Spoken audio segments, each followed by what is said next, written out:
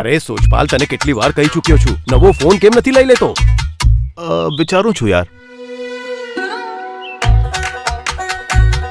પપ્પા, નવું બેટ. વિચારીએ બેટા.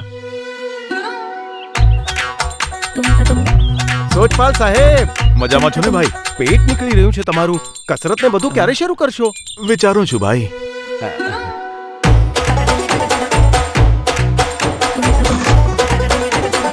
સોચપાલ, હવે તો નવું બાઇક લઈ લે યાર.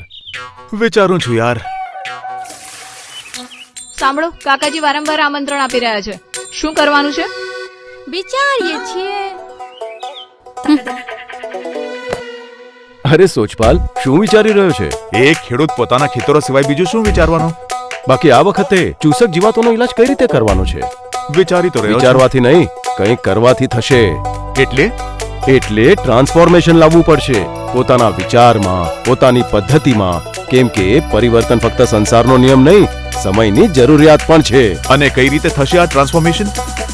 આનાથી બાયરનું નવું ટ્રાન્સ એફિડ, લીલી પોપટી, સફેદ માખીના બચ્ચા જેવા ચૂસક જીવાતો માટેનો સંપૂર્ણ ઉપાય.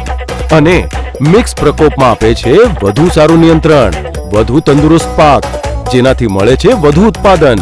એટલે જ ટ્રાન્સ ફક્ત એક પ્રોડક્ટ નહીં, પરિવર્તનનો સાથી છે.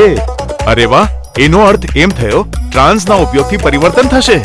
ચિંતાઓનું વિશ્વાસમાં, અપેક્ષાઓનું વાસ્તવિકતામાં, મહેનતનું સફળતામાં.